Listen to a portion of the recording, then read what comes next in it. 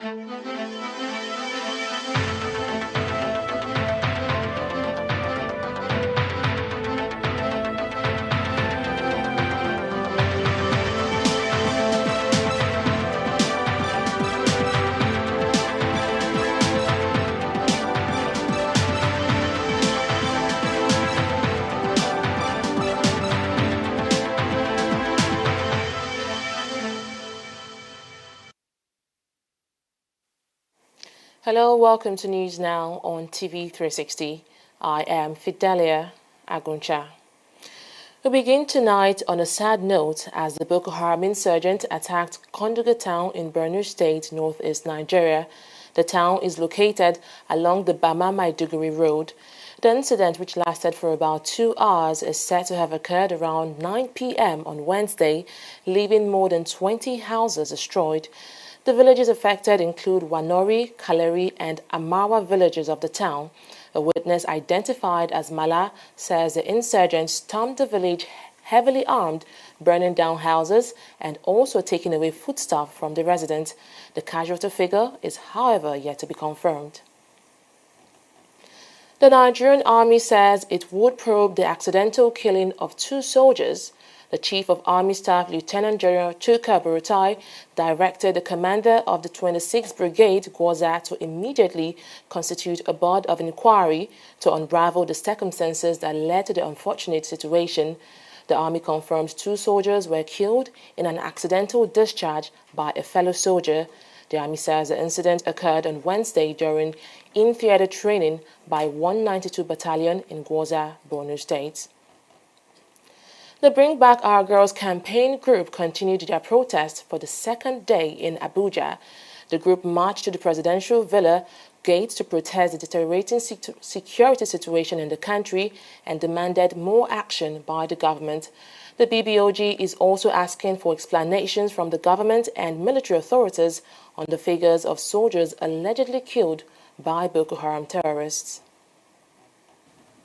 It is condemnable that the same president who made the abduction of Chibok girls the epicenter of his campaign in the 2015 presidential elections no longer remembers that 112 of the children of his poor citizens are still languishing in the den of terrorists, despite his many pledges to rescue them. Our demand number 1, therefore, is this: Mr. President, it is time for you to review your priorities. Mr. President, you must get your priorities right. Your current mandate places a constitutional obligation and duty on you to prioritize the security of lives of all citizens, and all citizens in capital letters, above your personal interest of a re-election. Mr. President, our Chibok girls, Leah Sharibu, and the 2 remaining RAN women aid workers deserve your evident prioritization. It is scandalous. It is scandalous that the latest trend of the military high command, which has President Muhammadu Buhari as Commander-in-Chief, is to perfunctorily bury hundreds and tens of our soldiers who have been killed in the battlefront. What is worse is the frequent denial of their deaths by the military, thus denying their families the opportunity of closure. We are outraged at how this insensitive approach in handling military casualties ends up depriving victims and their families the full honor for gallantry that our nation and people owe them for making the ultimate sacrifice with their lives. The many near clandestine burials appear to be motivated by the self-serving desire of this administration to perpetuate the myth that the terrorists have been totally defeated. Nigerians demand an immediate end to this cruel disregard for for patriots who gave their lives for the safety and security of the rest of us and our country. Our demand number 5 is therefore, thus, the military authority should immediately confirm the number of our soldiers that have died since the month of July, when we began to notice secret burial of our soldiers that have died in the front line of battle. Their families and other Nigerians should have a brief on the circumstances of their deaths as a means to healing and coming to closure. Their names should be released for proper honor as obtains in other democracies. The leadership of the All Progressives Congress, APC, is agreeing to the insistence of state chapters of the party to decide the mode of primary for the selection of candidate for the 2019 elections. The decision was reached after a meeting between the APC national chairman and the party's 22 governors at the Imo State Governor's Lodge at Sokoro, Abuja on Wednesday night. The party had, after its last National Executive Council meeting, announced the direct method of primary for choosing its candidate. It said states wishing to use the indirect method must agree with stakeholders in the state and write to the National Secretariat. The letter is expected to be signed by a majority of members of the State Executive Committee. Meanwhile, the People's Democratic Party, PDP, has cautioned police operatives against harassing Senator Ademola Adeleke, its candidate in the September 22 governorship election in Osun State, over alleged malpractices in the National Examination Council, NECO, which held in 2017. The senator has been invited by the police to explain his role in an alleged case of examination malpractice, criminal conspiracy, breach of duty, aiding and abetting. The police alleged Senator Adeleke and his brother Sikiru Adeleke made false statements in relation to their 2017 NECO result. The PDP, in its reaction to the latest accusation against its candidate, called on the Inspector General of Police, Ibrahim Idris, to call his men to order. The party says Osun people should be allowed to choose their governor freely without intimidation. Ahead of the Osun State governorship election on September 22, the Independent National Electoral Commission, INEC, has commenced the distribution of electoral materials. The materials were moved from the Osogbo branch of the Central Bank of Nigeria to the headquarters of each of the 30 local government areas amid tight security on Thursday. INEC's resident electoral commissioner in the state, Olusegun Agbaje, and other officers of the commission, as well as security and party agents, supervised the delivery. Agbaje said the commission would be transparent in all its dealings with all the political parties in the state. The People's Democratic Party presidential aspirant Seldo Stanley has promised to create wealth and eradicate poverty in Nigeria if elected as president in 2019 general elections. Osifo, a 42-year-old politician, made the pledge while declaring to run for the office of the president at the Lagos State PDP Secretariat. The politician, who noted that he had lived all his life in Lagos State, expressed his determination and capacity to lead the country out of its socio-economic and security challenges. Osifo, who frowned at massive poverty and killing, promised to locate the root of the problems and profess solutions in conjunction with other passionate and vibrant youth he will bring on board. I'm a passionate Nigerian. I didn't say I'm a passionate person, I say I'm a passionate Nigerian. Because I've seen over years, in the last 3 years precisely, that Nigeria has been on the downward path. Most of the achievements that our party had within the 16 years that we were in power, we have seen completely rubbished. We are all witnessing the fact that the UK Prime Minister came to Nigeria the other day and she said that we are what? We have the highest poverty population in the world. It automatically means that we are what? The poverty headquarters of the world. And if you look also, the world leaders, they are making comments about Nigeria and it's a reflection of what we have on ground right now. And it's often said that a nation that is led by a sick person is also a sick nation. That is the truth. You cannot give what you don't have. You can only give what you have. That is the truth. So that is the reason why myself, I decided that a young person is the solution to Nigeria's problems. A dynamic person, a person that has a sense of responsibility and good judgment is the solution to Nigeria's problem. We have tested people in the past.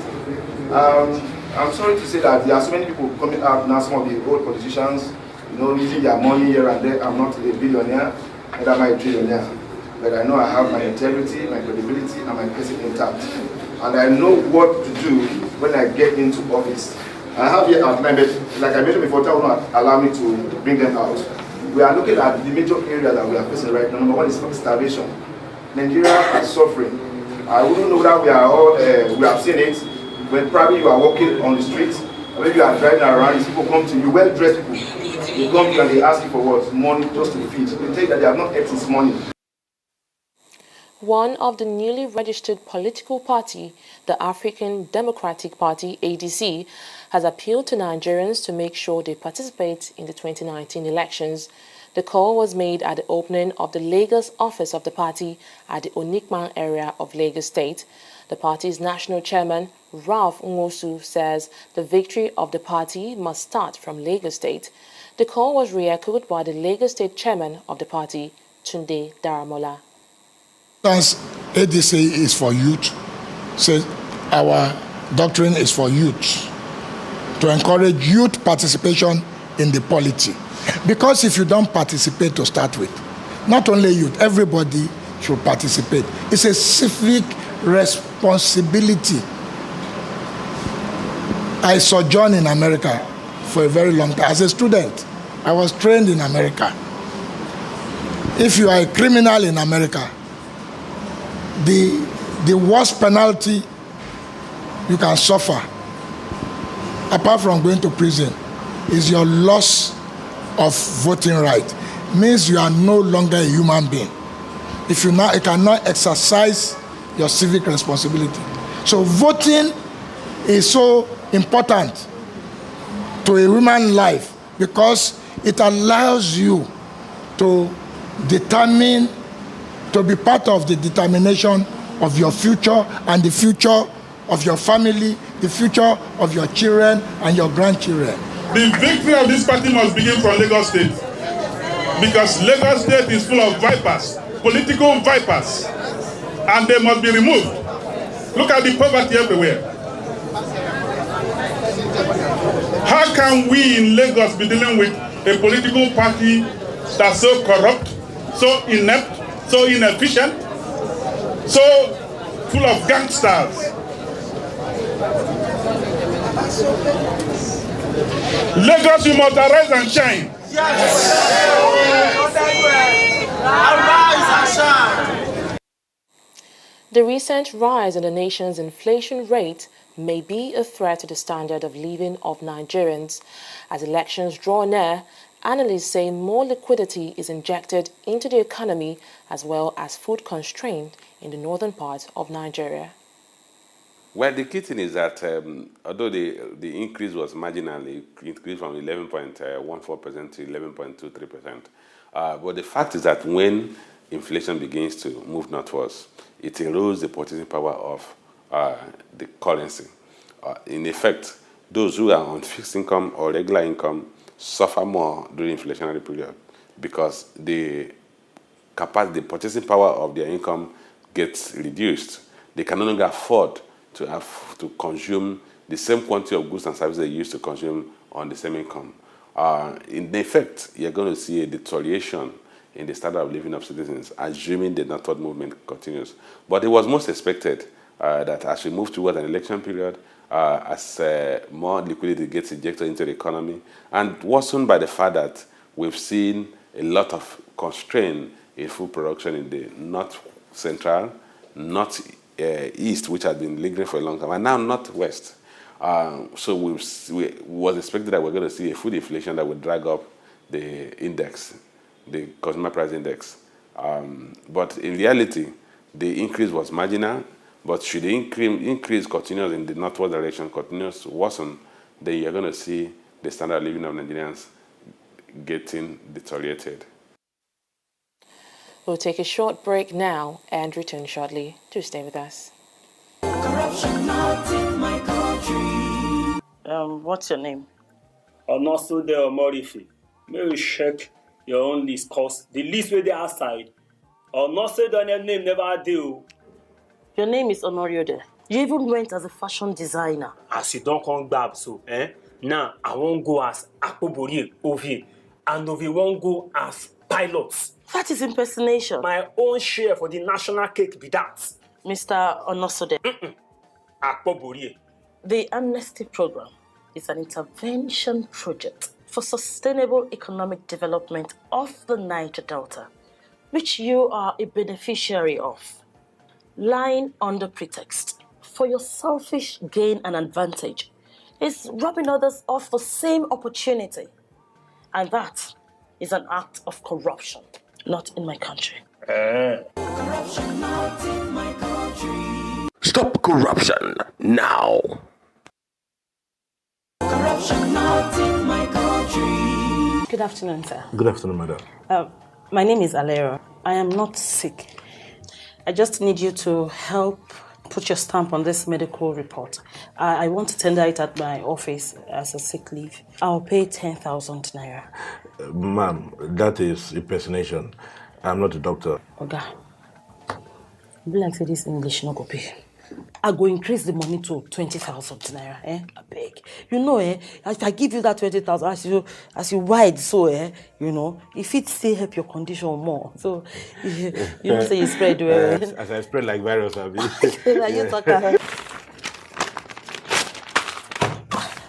Come out! If person come your hospital, talk to make you give am fake medical report, make you go take collect sick leave. Talk and say no, na corruption, not in my country. Corruption not in my country. Stop corruption now.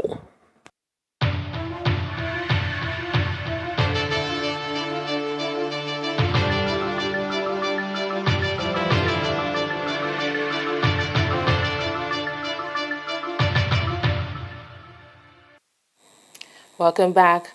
Annetta Felix is standing by with the latest in business. Hello, Annetta. Hi, Fidelia. So stakeholders in the country are urging government to promote made in Nigeria goods. Do tell us more about that. That's true. Some civil society activists are accusing the Nigerian government of failing to support locally made products. The group says criminal fraud case between two Nigerian brands, Innocent Group and Guarantee Trust Bank, is part of government's failure to support Nigeria-made goods.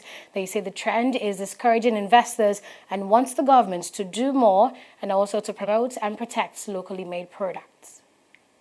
The Buy Made in Nigeria campaign has been one of the key messages of the current federal government. However, for this group of civil society stakeholders, the government has not done enough to promote made in Nigeria goods. They cite the case between popular brand Innocent Group and Guarantee Trust Bank as a prime example of the government's lack of support for locally made goods. We see scenarios such as EFCC declaring the chairman of IVM Innocent Group, Dr. Chukuma Innocent, OFR, wanted, a situation which has caused partners, and this is very critical, investors, and even clients to develop what you call cold feet in dealing with the company. And that, again, is not something that is palatable. We do not intend to get involved in the legal issues because they are matters that are sub judice. But it's our informed opinion and strong view that the indigenous automotive industry in Nigeria must not only survive, but be supported to grow, if not for anything else, for the jobs and its impact on national economy. The activists want the Nigerian government to not just support locally made products, but also ensure that their contents are supported for the good of the country. And so we therefore urge the government to see to the urgency in making sure that this homegrown indigenous brand and one of the highest employer of labor in the country is supported and protected for the good of the country and for the citizens. I also would want a situation where government would step in, call parties, the bank and Innocent Motors, and find a way to resolving these issues. So also to encourage investors that if there are issues, there are private issues, if the government find out that there are criminal infractions, you can say, let the law take its course to address those criminal infractions.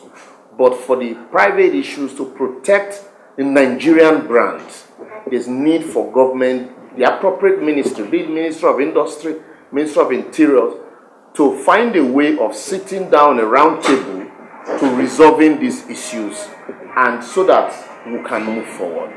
Government should find a way of stepping in, because the more you keep hearing negative news from both brands, the more you're demarketing the Nigerian brand.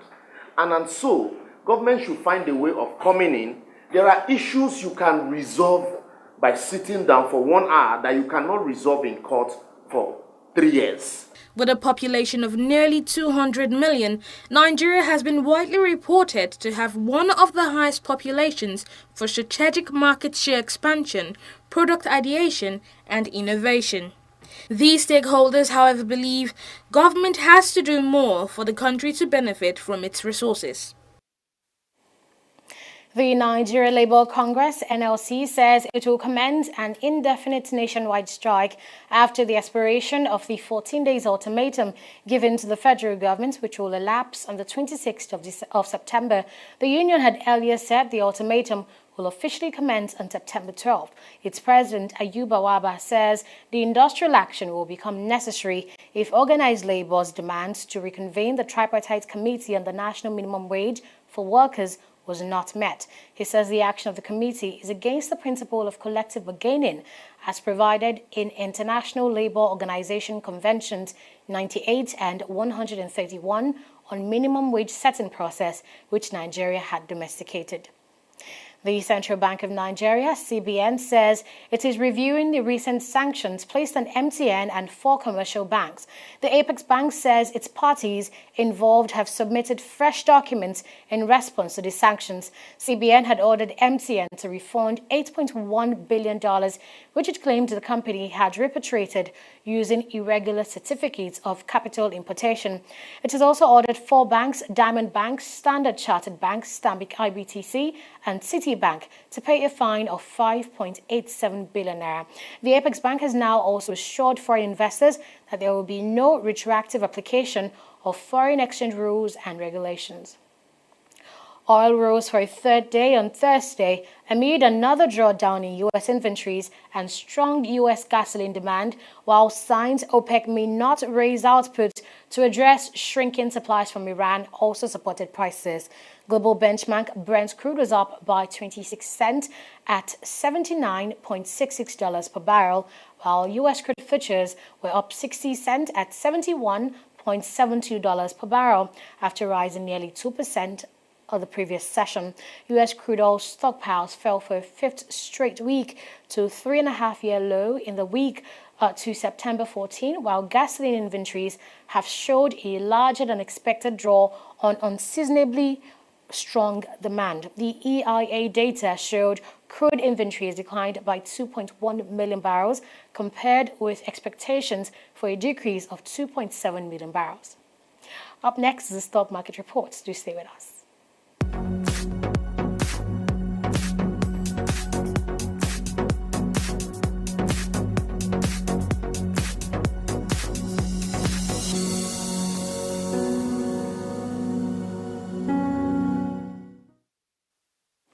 Today makes it the second time the NSE is closing in the green this week as key market indicators show a 0.33% increase in the all share index, while the market capitalization increased by 39 million naira from yesterday to close at 11.858 trillion naira today. Well, the top gainer today is the industrial goods sector, WABCO, which made a 9.90% increase to sell at 22.75 naira per share. And looking at the flip side, Seplat Petroleum Development Company lost minus 1.10 naira to close at 600 naira per share today.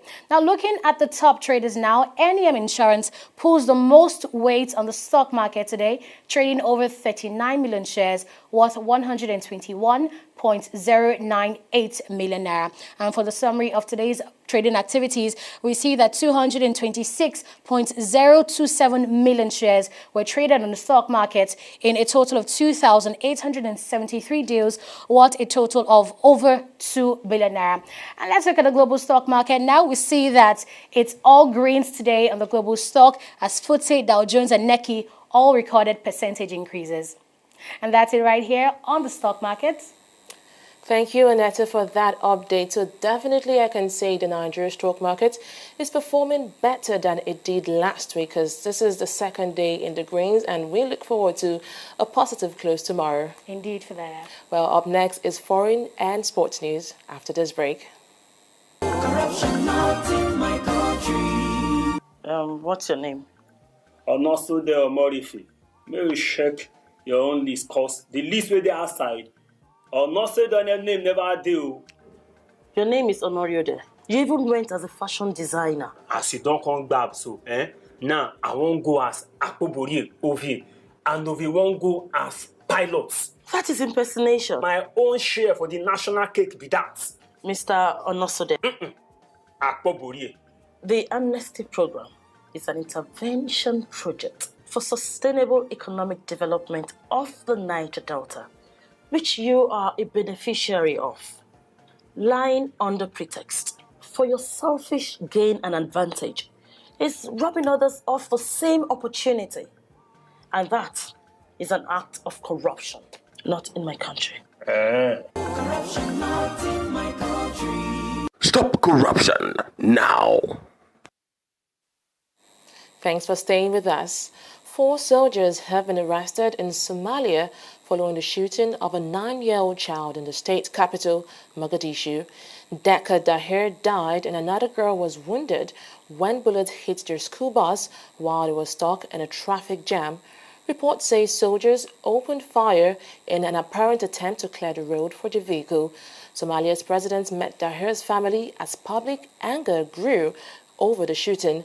The 9-year-old was buried on Thursday, 2 days after she was killed. 4 children from a Dutch daycare center were killed on Thursday when a train hit their electric cargo bike at a level crossing. The police said a 5th child and a woman were also critically injured in the accident in Os, a town near the German border around 110 kilometers south of the capital, Amsterdam. Dutch Prime Minister Mark Rutte, in a tweet, sent his condolence from an EU summit in Salzburg, Austria, over a tragedy that has shaken the cycling-mad country.